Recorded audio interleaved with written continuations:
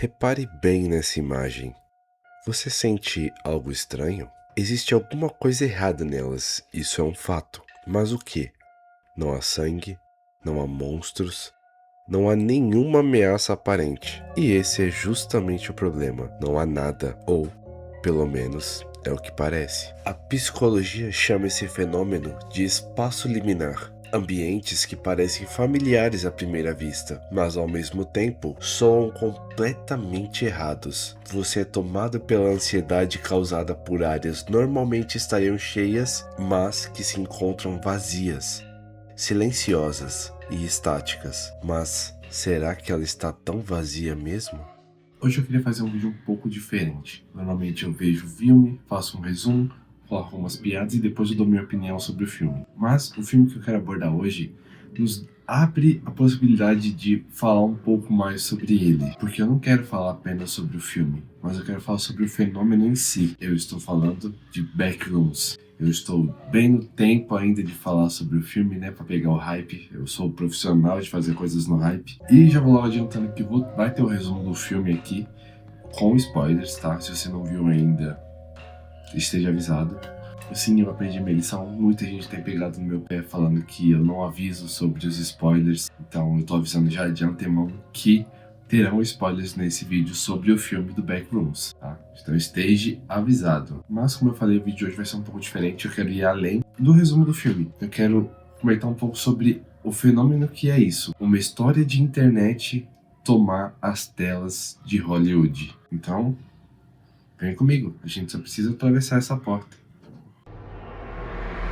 Lançado em 2026, com direção de Kenny Parson e escrito por Will Sodick. A gente começa acompanhando a história de Clark. Ele é dono de uma loja de departamento e nós vemos que ele tem problema com álcool, mas ele está tentando ser um cara melhor. Ele está fazendo terapia com a Mary, que também vai ser uma das nossas protagonistas aqui no filme. O Clark se fantasia de pirata e tenta gravar um comercial com os funcionários dele para atrair mais gente para a loja. No meio das ofertas que ele está anunciando, ele acaba sentando em uma cadeira e a cadeira quebra. Então ele fala: quer saber, vamos deixar para gravar outro dia, pode abrir a loja aí já. E aí a funcionária vira e diz: Clark, a loja já tá aberta. Dá um close para longe e nós vemos que não tem ninguém na loja.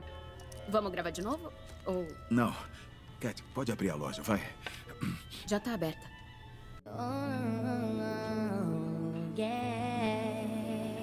Na terapia, a Mary sugere que eles façam um exercício.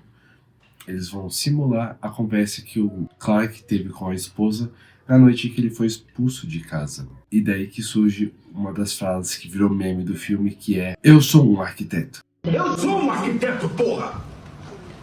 Nessa conversa fica subentendido que o Clark teve que se sacrificar muito trabalhando nessa loja para bancar tanto a casa quanto os estudos da esposa. Contudo, por não estar na área que ele almejava para ele, isso acabou gerando uma grande frustração nele, o que acarretou na sua dependência alcoólica. Que falta faz um diálogo entre um casal. No dia seguinte, voltamos para a loja. O Clark contratou um eletricista para entender duas coisas. Primeiro, porque as luzes piscavam tanto. E segundo, porque a conta estava vindo tão cara. O eletricista, depois de investigar tudo, ele diz: enquanto isso, a gente acompanha a Mary. Ela está indo supervisionar uma demolição da sua casa de infância, onde ela viveu com a mãe. Antes que eles destruam tudo completamente, ela retira um pedaço do piso, onde tem a marca da mão dela e da mãe. Ela leva essa pedra com ela, e eu só tô falando isso porque mais pra frente essa pedra vai ser importante, tá? Então, guardem essa pedra na memória. Na mesma noite, o Clark tá assistindo TV, quando de repente a tela apaga. E a gente percebe que ele tá vivendo na loja dele. Depois que a tela da TV apaga, as luzes começam a piscar. Ele vai até a caixa de força e apaga tudo, mas as luzes continuam acesas, que ele acha estranho. Então ele vê um reflexo de uma luz passando por entre a parede. Ele vai colocar o ouvido para ouvir se tem alguma coisa do outro lado da parede. Então ele atravessa, saindo na plataforma 9 3/4.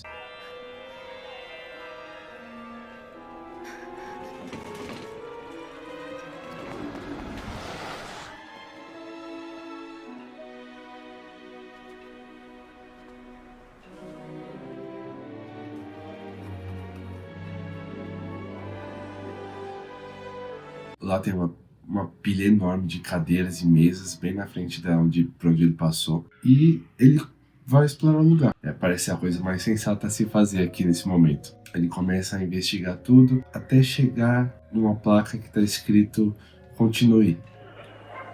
Pare ao contrário.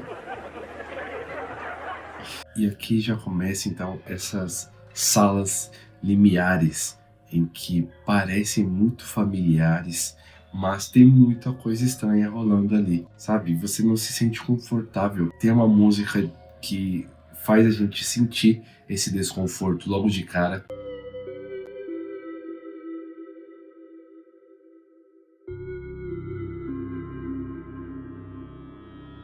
Eu fiquei o filme todo bem apreensivo. Toda hora que eles entravam naquelas backrooms, eu me sentia até meio claustrofóbico, com uma sensação de que o cara não vai conseguir sair dali. Não sei se essa foi a intenção, eu acredito que foi. Eu acho que foi isso que fez eu gostar tanto desse filme. O Clark continua investigando o lugar até ele encontrar um boneco de papelão de um homem das cavernas. E, junto a ele, uma mensagem de áudio falando olá em vários idiomas diferentes. Uma curiosidade é que essa mesma mensagem já foi enviada para o espaço na tentativa de encontrar vida alienígena. É como se os alienígenas falassem alguma das nossas línguas, né?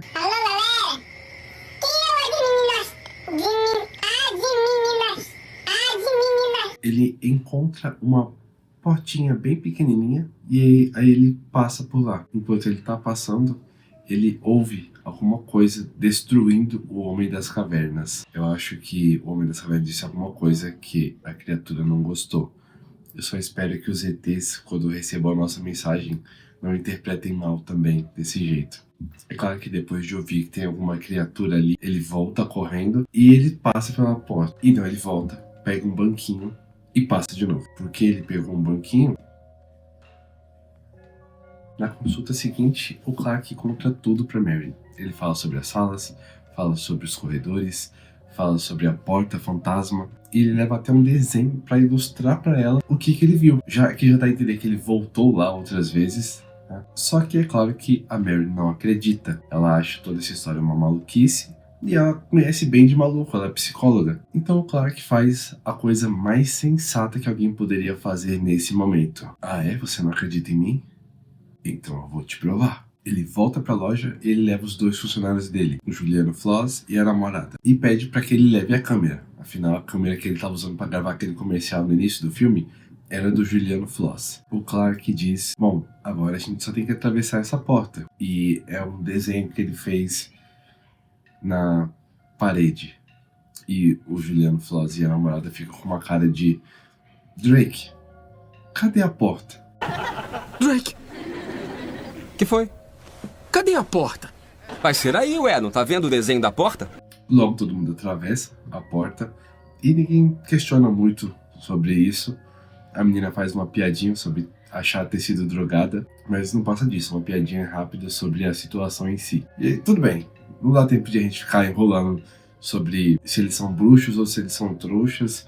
O Clark deu pra ele mesmo essa missão secundária de mapear todas as backrooms. Mal ele sabe que eu acho que é um lugar infinito. A questão é, tem um buraco, então eles amarram uma corda no Juliano Floss que tá segurando a câmera. Ele vai naquele buraco. Lá tem uma pilha de roupa suja, ele fala que já tá fedendo um pouco. E ele tá gravando tudo até que ele vê uma sombra se mexer. Então ele, desesperado, pede pros dois puxar ele de volta. Eles começam a puxar a corda de volta e ele sobe. Porém, o rabicho da corda ficou. E o que tava lá embaixo puxa ele. Ao que puxa eles, os dois tentam segurar ainda a corda, só que a outra ponta da corda tava amarrada numa cama. E a coisa é tão forte que puxa a ponto de arrastar a cama e derrubar os dois lá embaixo. Bom, eles conseguem ver o Juliano Floss ser levado para dentro de uma porta e sair sangue. O Clark pega a câmera e a moça corre para um outro lado. Porque eles se separam, o Clark ele vai meio que gravando, aqui a gente tem aquele ângulo de câmera de found footage que ficou, apesar de ser um grande hater de found footage, aqui ficou muito legal. Então eu curti esse elemento aqui, ele fugindo e ele sai correndo, atravessando as salas e aí ele ouve a coisa vindo atrás dele. E o Clark vai filmando tudo no caminho, porque primeiro ele tem que provar que ele tá certo. Sobreviver fica num segundo plano, né? O Clark corre até encontrar uma salinha de Natal, uma grande árvore no centro da sala e um carinha estranho acendendo e apagando um abajur. Uma moça estranha surge andando meio esquisito pra cima dele, mas ele consegue fugir. Ele encontra uma sala de piscina onde ele ouve a outra moça chamar por ele, só que ele não consegue vê-la. Tem uma parede de tijolos e ela consegue ver ele. Pra ela, aquela parede é feita de vidro. Ele larga a câmera por um instante e começa a procurar alguma forma de atravessar aquela parede. E então a gente, ainda acompanhando a visão da câmera, começa a ser levantado. Sinistro isso aqui, tá? Sinistro. Me dá um minuto que eu vou resolver. Ok, aguenta firme. Clark! Eu já falei pra você, me dá um minuto. Eu vou resolver, calma. Tá tudo bem. Atrás de você! Enquanto isso, voltamos para Mary. Aos poucos, o filme vai revelando pra gente que ela teve uma infância meio conturbada. A mãe dela provavelmente tinha algum distúrbio mental, o que provavelmente motivou ela a querer ser psicóloga. A mãe dela praticamente não deixava ela sair de casa. A mãe dela dizia que tinha alguma coisa lá fora. O que já surge aquela teoria, pra quem viu o filme, de que a mãe dela já visitou as backrooms anteriormente. Mas a Mary percebe que o Clark sumiu, afinal ele não apareceu mais nas consultas. Então ela fez o que qualquer pessoa faria. Colocou outro paciente naquele horário. Afinal, essa é a coisa mais sensata a se fazer, não é?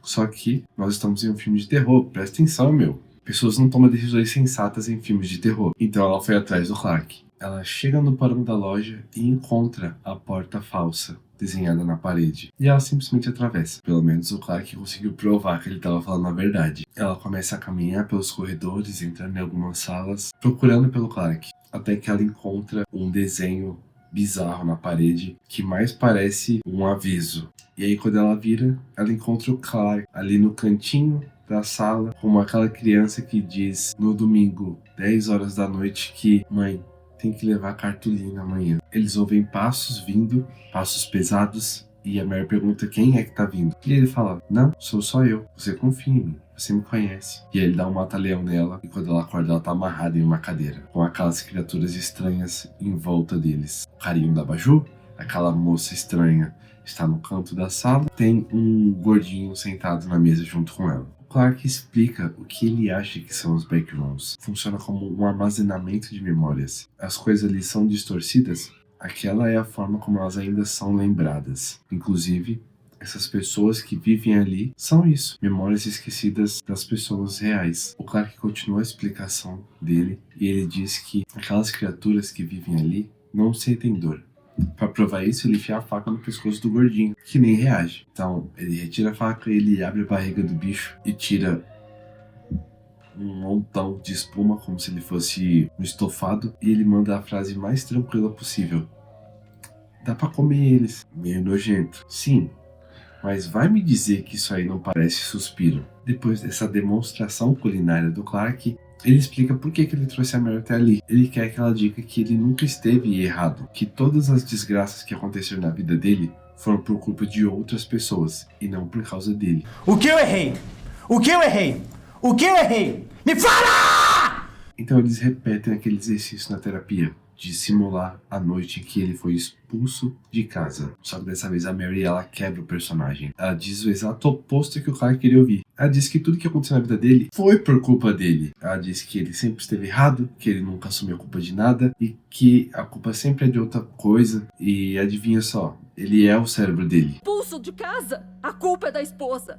Me ataca e me amarra na cadeira. A culpa é do seu cérebro. Você é o seu cérebro, seu imbecil.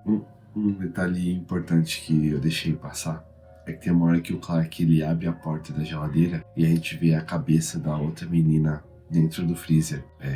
Então dá a entender que talvez o Clark tenha matado ela. Um detalhe bobinho que eu deixei passar. Depois de jogar todas as verdades na cara do Clark, parece que ele começou a se convencer de que ele realmente precisa de ajuda e que ele era o culpado por tudo que tá acontecendo na vida dele. E então a gente ouve passos pesados. A moça que tava no canto da sala começa a correr. Inclusive ela lembra um pouco a esposa do Clark. Existem teorias de que dizem que é ela, uma memória dela. E ela começa a correr contra a parede, igual um NPC de algum jogo, que sabe que não consegue passar pela parede, mas continua correndo ali. E entra então o que assombra as backrooms: o Pirata Clark. Uma versão distorcida dele, mais alta, com a fantasia de pirata, com o rosto distorcido. E o Clark diz pro pirata que a Mary disse que eles podem melhorar, só depende deles. Parece que os dois vão se abraçar, mas o pirata morde o ombro do Clark, voa sangue. Por aí ele começa a bater ele igual o Hulk faz com todo mundo. A Mary aproveita essa distração e foge dali. E então começa uma perseguição nas backrooms. A Mary correndo, o Pirata Clark correndo atrás dela. Eles passam por várias salas, a perseguição é frenética. É uma das melhores cenas de perseguição que eu já vi em um filme de terror. Depois de muito correr, a Mary resolve enfrentar a coisa. Ela pega um mancebo, que é um daqueles negócios que você pendura o chapéu, e quebra o pé de pau. Pé de pau? A perna de pau do pirata. Ele ainda vai se arrastando atrás dela. Ela acaba acionando uns gases na cara da coisa. Mas o bicho ainda meio sonolento continua indo atrás dela. E aí ela pega aquela pedra que a gente viu lá no início do filme. Por que ela anda com essa pedra no bolso? Nunca se sabe quando um pirata doido vai te perseguir por aí. Ela bate com a pedra na cara do bicho, a pedra se quebra toda e ela consegue fugir. Ela passa por entre duas paredes, um corredorzinho bem estreito. E quando ela sai do outro lado, ela encontra com o crossover do filme, os Among Us. Um deles começa a fazer algumas perguntas. Quem é ela? Como ela chegou ali? Mas a Mary, a gente já sabe que ela é poucas ideias, né? Então, ela devolve as perguntas, ela pergunta o que é lá. O cientista explica pra ela que eles não sabem exatamente o que são as backrooms. Eles eram uma empresa de radiologia que descobriram o lugar por acaso. E desde então, eles estão focando em tentar entender o que é aquele lugar. Ela pergunta o que eles vão fazer com ela. E ele responde que não cabe a mim. Corta a cena, a gente vê a Mary numa versão distorcida das backrooms, numa backroom, e acaba o filme. Um final em aberto. Algo bem clássico para um filme de terror. E particularmente eu vejo potencial para uma franquia vindo aqui. O universo permite outras pessoas explorando as backrooms, outras criaturas, outras salas. Eu sei que existe uma lore imensa sobre as backrooms, então eu acho que tem bastante potencial para trabalhar sobre isso. Sobre o filme em si, é isso. Vale lembrar que a gente está falando de um primeiro filme de um cineasta muito novo, que começou fazendo curtas aqui no YouTube. Mas o cinema é um desafio completamente diferente. E na minha opinião, o Kenny passou perfeitamente nesse primeiro teste. Posso estar empolgado, igual quando eu falei de Obsessão? Talvez. Mas eu realmente acho que o terror está ganhando muito chamando esses youtubers para fazer seus longas. Bom, mas aqui existe uma história que eu acho ainda mais interessante do que o filme em si, que é de onde surgiu as backrooms. Tudo começou em um tópico do 4chan. Alguém pediu às pessoas que compartilhassem imagens que transmitissem uma sensação estranha, fotos que parecessem familiares, mas ao mesmo tempo profundamente desconfortáveis. Foi então que alguém publicou essa imagem.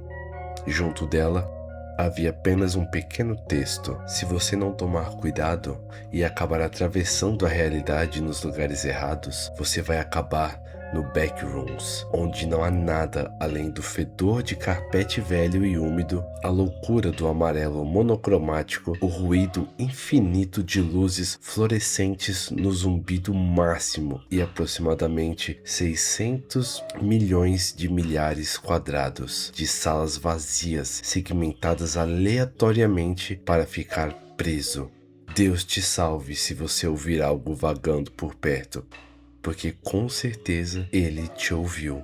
O curioso é que essa imagem sozinha não explica absolutamente nada. Não diz onde aquele lugar fica, não diz quem construiu, não diz nem o que existe ali. Nem sequer confirma a existência de uma possível criatura. E é justamente a falta dessas respostas que tornou Backrooms algo tão grande, assim surgindo uma das maiores creepypastas da internet. Uma simples imagem, um pequeno texto e milhares de pessoas curiosas para entender o que era aquilo. Entre várias dessas pessoas fascinadas, existia Kenny Parson. Só que ao invés de escrever teorias na internet sobre aquelas backrooms, ele resolveu ir um pouco além e gravar os seus próprios curtas contando uma história sobre as Backrooms, uma história inventada por ele mesmo. Em 2022, Kane publicou o seu primeiro found footage, se passando dentro das Backrooms. E foi ali que nasceu esse primeiro projeto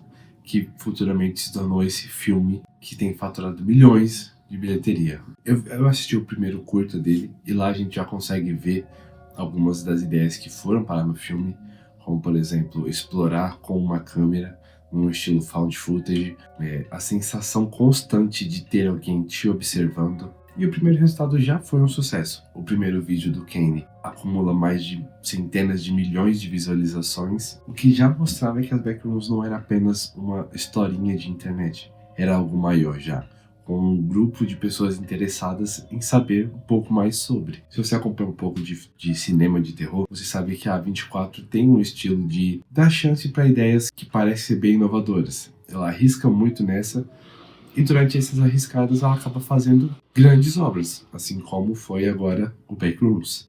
E pensa aqui comigo, você já tem um diretor iniciante que parece muito promissor, ele já tem uma história praticamente toda pronta, ele já tem todo um grupo de fãs prontos para ver qualquer adaptação que seja feita desse produto, parece um investimento muito bom. Então eles deram apenas 10 milhões na mão dele e falou, se vira. Para nossa realidade, 10 milhões é muita diferença. Porém, para um filme de Hollywood, isso não é praticamente nada.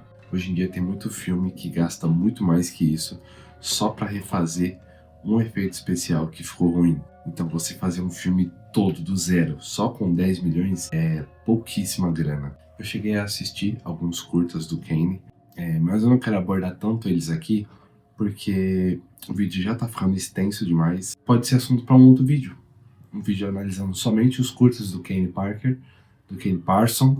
Aí fica a critério de vocês se vocês quiserem ver esse tipo de conteúdo aqui. Porque assim, particularmente ali naqueles vídeos tem algumas coisas interessantes que nem chegaram a vir pro filme. Talvez estejam pensando em fazer isso para sequências, mas eu acho que tem bastante material ali pra gente trabalhar em cima. E talvez seja esse exato motivo do porquê o Kane Parson gostou tanto dessa história.